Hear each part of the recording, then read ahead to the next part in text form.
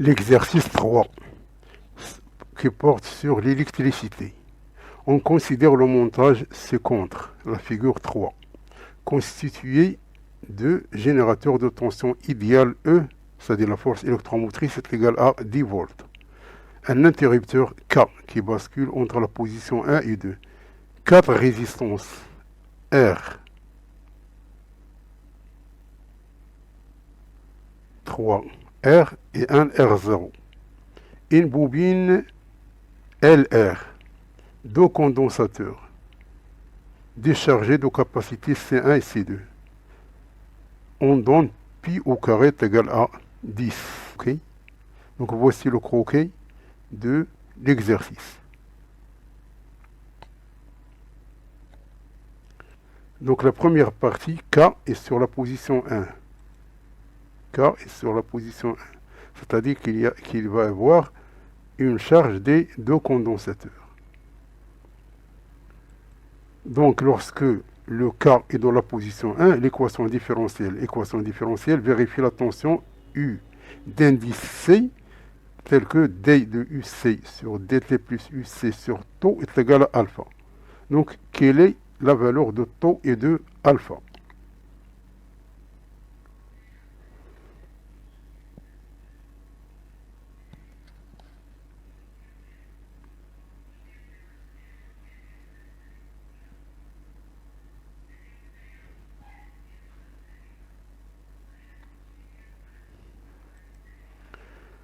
Donc, le K, l'interrupteur est sur la position 1. Donc, la tension ici, c'est cette tension-là. Donc, on a ici deux résistances en parallèle. Donc, on a 1 sur R équivalent égal à 1 sur R plus 1 sur R, c'est-à-dire égal à 1 sur 2R. Autrement dit, R équivalent égal à R sur 2. Et on a C1 et C2 sont en parallèle. Donc, le parallélisme des condensateurs, c'est la série des résistances. C'est-à-dire que c'est équivalent égal à la somme des C1 et de C2. Donc, R équivalent de circuit ici, c'est R équivalent ici plus 7R ici. C'est-à-dire c'est 3R sur 2. Donc la constante du temps, c'est taux est égal à R équivalent fois C équivalent. Donc R équivalent, c'est cette valeur, et C équivalent, c'est cette valeur. Donc taux est égal à cette expression ici. On a le U, la tension, c'est UC plus UR, qui est égal à E. Et on a I, il est égal à dQ sur dt. Et Q est égal à C équivalent UC, dont I, il est égal à D de C équivalent UC sur dt est égal à cette expression ici. Donc UR, qui est égal à R équivalent fois I, on va remplacer le I par cette expression ici. Et on aura donc UC plus le RI, après remplacement du I par sa valeur, on a cette équation ici. C'est-à-dire que DUC sur DT, elle est égale à 1 sur R équivalent C équivalent UC, qui est égal à E sur R équivalent CE. Donc par comparaison avec cette écriture ici, alors E sur taux, elle est égale à cette expression ici. C'est-à-dire E sur taux, qui est égal à alpha. Donc alpha, elle est égale à E sur R qui équivalent C équivalent. Avec C équivalent, c'est C1 plus C2. Donc, d'où tau il est égal à cette expression et alpha est égal à cette expression. Donc, il faut cocher la réponse A, qui est la réponse juste.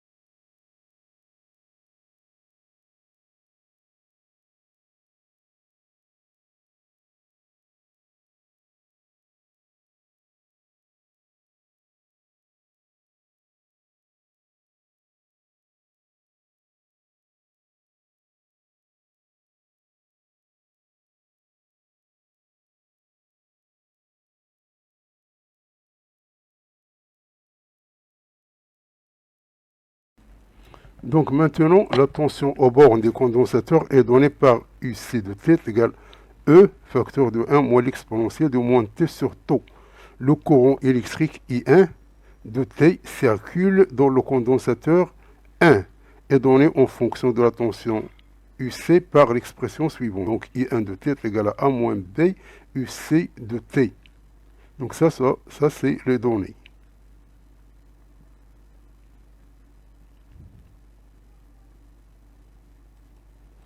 Donc la question c'est que il faut trouver le couple A et B.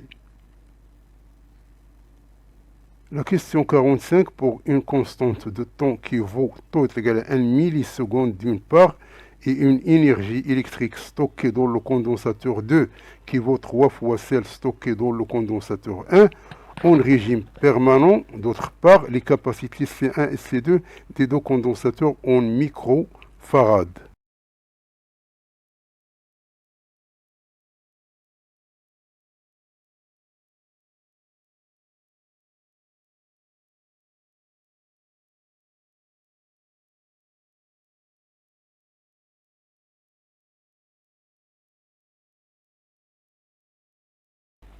Donc le couple AB, on a I1 de T égale à C1 DUC sur DT. Et on a UC de T égale à cette expression ici. C'est-à-dire on va dériver, on va trouver cette expression ici. C'est-à-dire que l'exponentielle de moins T sur tau, elle est égale à 1 moins UC de T sur E.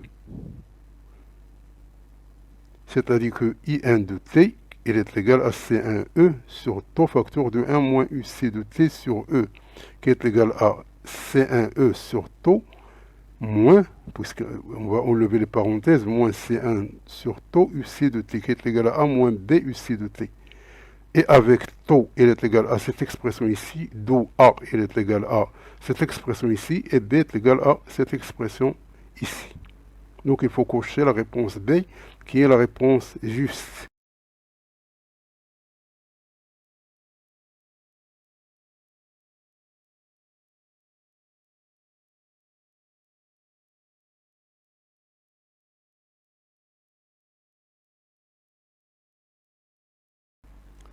La question 45. Donc on veut trouver les capacités C1 et C2. On a taux est égal à 1 milliseconde et on a le travail est égal à 3 fois le travail 1. Donc le travail 2 est égal à 3 fois, qui veut 3 fois celle stockée dans le condensateur 1. C'est-à-dire l'énergie stockée dans 2 est égale à 3 fois l'énergie stockée dans le condensateur 1. Donc c'est-à-dire qu'en régime permanent, on a ici, puisqu'ils sont en parallèle, donc on a la tension au borne de C1, c'est la même tension au borne de C2. Donc, l'expression de l'énergie stockée dans le condensateur 1, c'est 1 demi C1E au carré.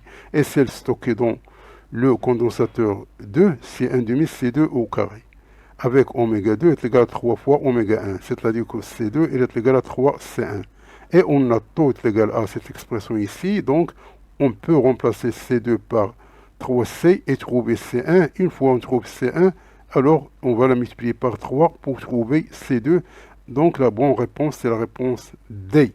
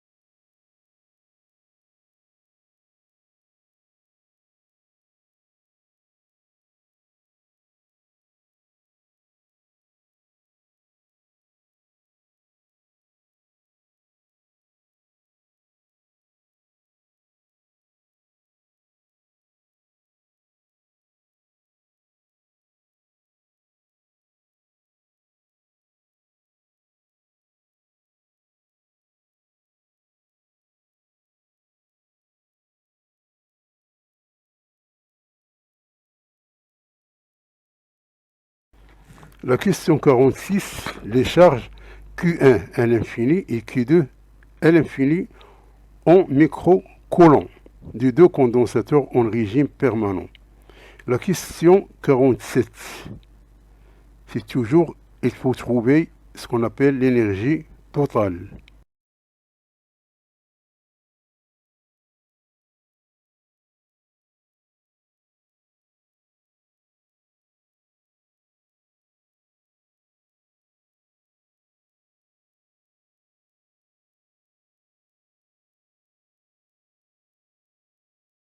Donc, on a Q1, elle est égale à C1 fois E. On connaît C1 et on connaît E, donc elle est égale à 16,7 microcoulombs. Et Q2 est égal à C2 fois E est égal à 50 microcoulombs, donc il faut cocher la réponse A. L'énergie totale, c'est l'énergie emmagasinée dans le condensateur C1 plus l'énergie emmagasinée dans le condensateur C2, qui est égal à 1 demi Q1 au carré sur C1 plus Q2 au carré sur C2.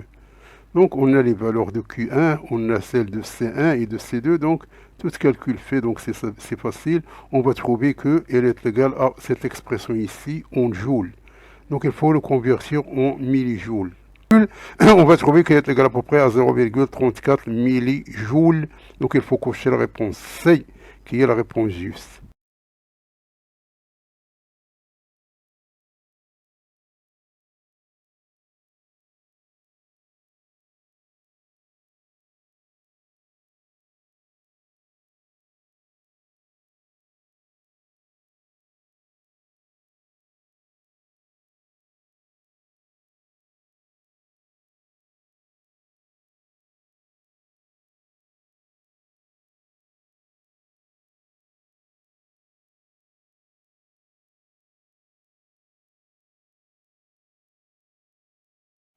Donc la question 48. Donc maintenant, le K est sur la position 2. Donc on a changé la position de K. Donc K, elle va se mettre en position 2. C'est-à-dire qu'il y a des charges des condensateurs dans la bobine et dans la résistance R0. Donc à un instant T, c'est-à-dire qu'il est plus grande que tau, pris comme nouvelle origine du temps, le commutateur est basculé vers la position 2. L'équation différentielle vérifiée par UC de T est à cette allure ici. Donc, trouver le couple alpha 0 et alpha 1.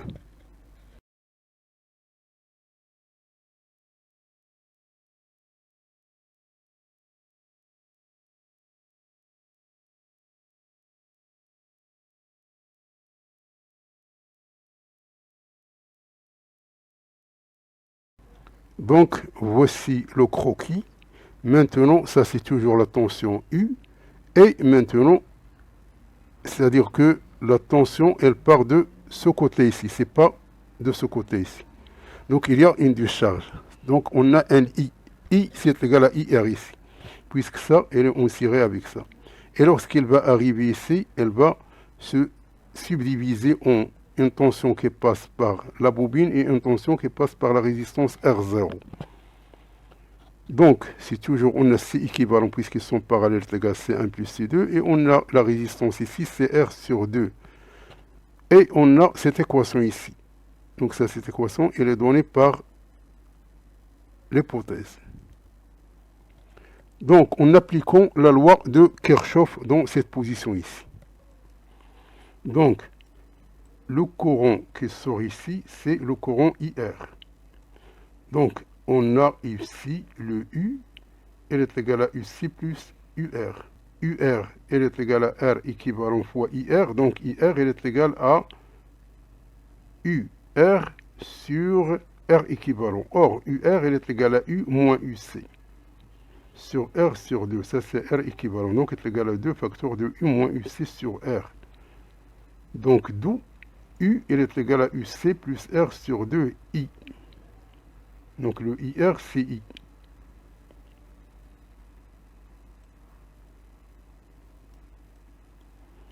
Donc, Pour le condensateur, on a I, il est égal à C équivalent DU6 sur DT, puisqu'ils sont ici en série. C'est la même I. Le courant qui traverse ici, c'est le courant qui traverse ici. Donc I, il est égal à C équivalent DU6 sur DT. Donc, c'est-à-dire que lorsqu'on va dériver I par rapport à T, on a C équivalent D au carré U6 sur DT au carré. Donc ça, c'est le courant dans cette branche ici. Ce courant, c'est lui qui va entrer dans cette partie-là, puisque le K, il est en position 2. Donc, on a U, le U, la tension ici, c'est la tension au borne de LR et au borne de R0. Donc, au borne de L et R, la bobine U, elle est égale à L DIL sur DT plus la résistance interne fois I0. Et pour la résistance R0, elle est égale à R0 fois I0. C'est-à-dire que I0, elle est égale à U sur R0. Donc le courant qui va entrer ici, le I, si est égal à IL plus I0. Donc, on a cette expression. Donc, on va remplacer I0 par son expression. On a cette expression-là, puis on va dériver IL par rapport à T. Donc, D de IL sur DT, c'est D de I sur DT, moins 1 sur R0, D de U sur DT. DIL sur DT, on va le remplacer par cette expression ici. Et le R, puisqu'il est égal à, puisque U il est égal à L, DIL sur DT plus RIL, donc on a IL et on a DIL sur DT. Donc DIL sur DT, on va le remplacer ici. Et le IL, on va le remplacer par son expression ici. Donc on aura cette expression ici. Après réarrangement des termes en U, on va trouver cette expression ici. Donc ce qu'on veut, c'est la tension au borne de condensateur. Donc il faut se débarrasser de U. Donc il faut la remplacer par son expression ici. Donc DU sur DT, c'est DUC sur DT plus R sur 2, DI sur DT. Donc maintenant on a tous les termes, on peut la remplacer ici. Et après, on va essayer de égaliser les deux termes. C'est du calcul, tout simplement, c'est du calcul. Donc on va trouver que ceci, c'est vraiment parce qu'il ne faut pas être prudent, il faut essayer de réarranger les termes par précaution et vous trouvez cette expression ici en comparaison avec celle-là. Vous trouvez que alpha 0 elle est égale à ce terme et que alpha 1 elle est égale à ce terme ici. Donc il faut cocher la réponse C qui est la réponse juste. Donc ça demande beaucoup de vigilance. Il faut écrire chaque équation parce qu'il y a tout simplement remplacement d'une écriture par une autre jusqu'à ce que trouver une équation tout simplement où il n'y a que les UC avec les termes. Et en regroupant, on va égaliser avec cette équation dont les parts l'hypothèse et vous trouvez la solution.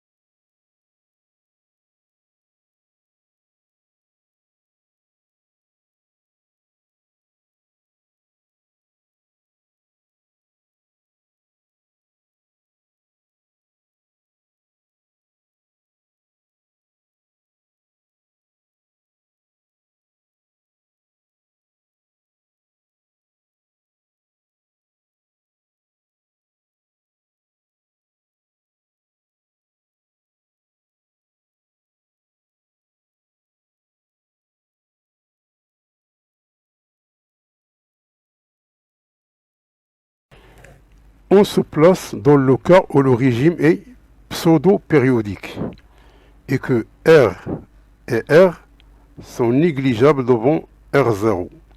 R0, elle tend vers plus l'infini, elle est très grande. La question 49, en supposant que la période vaut approximativement celle du régime périodique, c'est-à-dire T0 est égal à 2 millisecondes, la valeur de l'inductance de la bobine.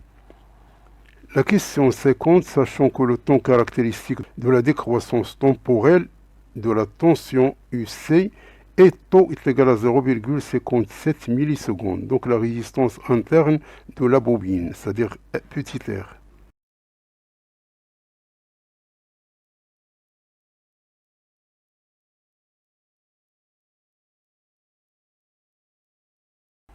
Donc l'inductance L, on sait que T est à peu près égal à T0. Le régime, elle est pseudo-périodique. Donc, d'après la question 48, on a trouvé cette expression ici. Maintenant, on a R0, elle est plus grande. C'est R et R. R, petit r et grand R, ils sont négligeables devant R0. R0, elle est plus grande. C'est-à-dire, cette équation ici, elle se transforme en celle-là. C'est-à-dire que 1 sur R0 est égal à l'infini. Donc, ces termes, elles disparaissent. Il reste cette expression ici. Puisque R et R sont négligeables, donc ce terme-là, à peu près, est égal à 0. Donc, on aura tout simplement cette équation ici. Donc, ça, la pulsation, c'est L facteur de C1 plus C2. Et, c'est-à-dire que T, à peu près, est égal à T0. C'est-à-dire, on a assimilé cette équation à celle-là. Donc, c'est-à-dire que c'est égal à 2 pi racine de L fois C équivalent. Et C équivalent, c'est 6,67. D'où L, elle est égale à cette expression ici, qui est égale à 15 millihenry.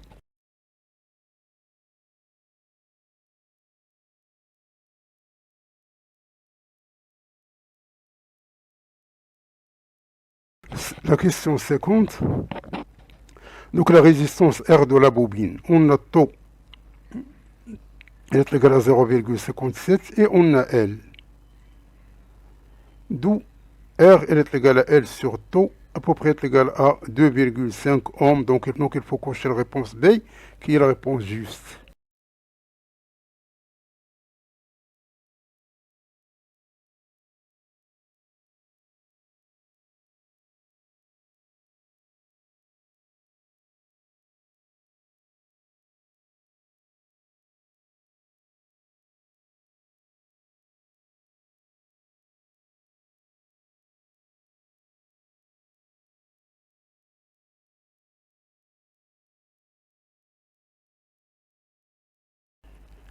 La troisième partie, le régime et le forcé. Donc, on a ces deux figures ici. Le circuit représenté sur la figure 4, constitué par les éléments précédemment utilisés en plus d'une boîte à caractériser comportant un condensateur de capacité C0 et une résistance R0 montée en série et alimentée par un générateur à basse fréquence idéal GBF. De fréquence ajustable N. Les courbes correspondant aux tensions UR et UT visualisées via un oscilloscope numérique sont représentées sur la figure 5. Donc, la question 51, la capacité de la bobine C0. La question 52, la résistance de la bobine R0. La question 53, donc en doublant la fréquence de générateur, c'est-à-dire N est égal à 2N0, la phase de la tension U de T par rapport au courant devient.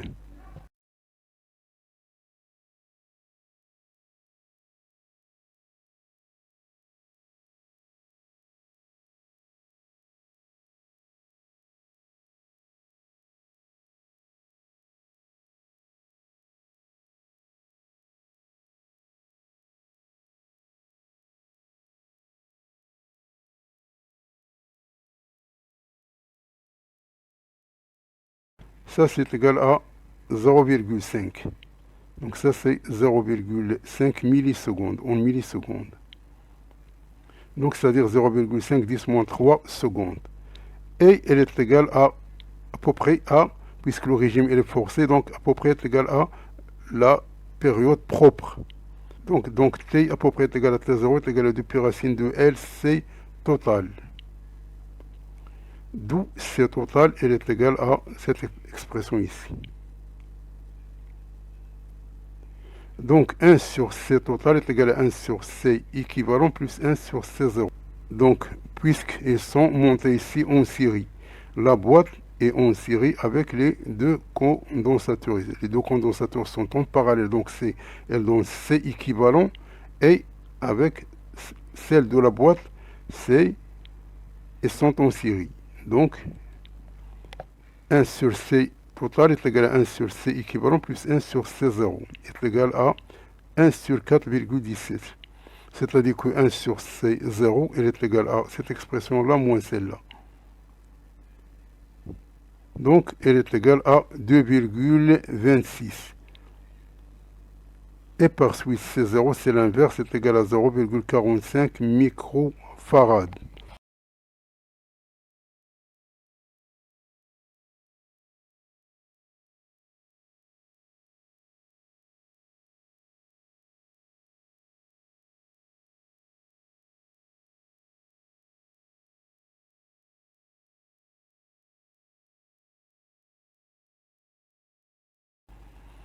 La résistance R0.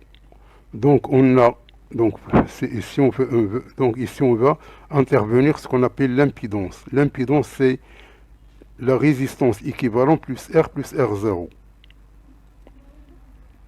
Il y a un R, et il y a le R0, et il y a le R équivalent.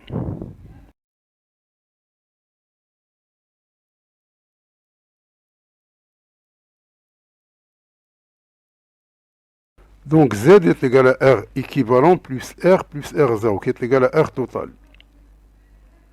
Donc Z sur R équivalent, elle est égale à U sur U max. Donc Z, elle est égale à R équivalent, qui multiplie U sur U max. Donc R équivalent, c'est R sur 2. Et U, ici, il est égal à 4. Maximal, c'est 4.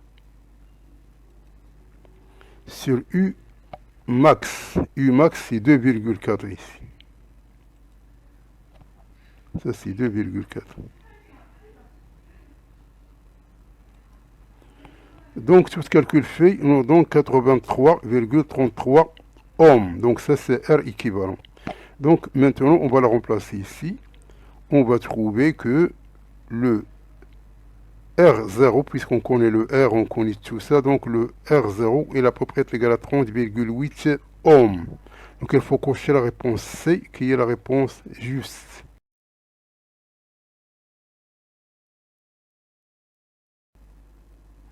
Donc parce que le régime est forcé, c'est pour cela en faisant intervenir ce qu'on appelle l'impédance, qui est égale à R total. La question 53, en faisant doubler la fréquence. Donc ça, c'est ce qu'on appelle, donc on a 1,0 qui est égal à 1 sur la période, donc c'est 4000 Hz. On a la pulsation ici de Pn qui est égal à 2 pi fois 4000 est égal à 8000 pi radians par seconde. Le circuit devient moins capacitif. Donc c'est-à-dire que la phase, elle va diminuer. Donc on a tangente de phi prime, elle est égale à L oméga moins 1 sur L oméga sur R total. Donc ça, c'est tout simplement des calculs. On remplace le oméga, on remplace le L, on remplace le R total. On va trouver qu'à peu près est égal à 3,4. S'il est égal à 3,4, donc phi prime, c'est arc tangente de ceci, il va donner 1,283 radians. Donc sans passer par Z. Tout simplement, ça, ce sont des significations qui vous permettre tout simplement de comprendre qu'il s'agit de la notion complexe. Parce que le régime est forcé. Mais ça, vous le connaissez ici. Si vous avez la capacité avec la bobine et la résistance, c'est-à-dire le circuit RLC, vous connaissez l'expression de tangente de phi', donc par la construction de Fresnel. Donc ceci va donner F', c'est-à-dire la phase, elle est à peu près égale à 1,283 radians. Donc il faut cocher la réponse E, qui est la réponse juste.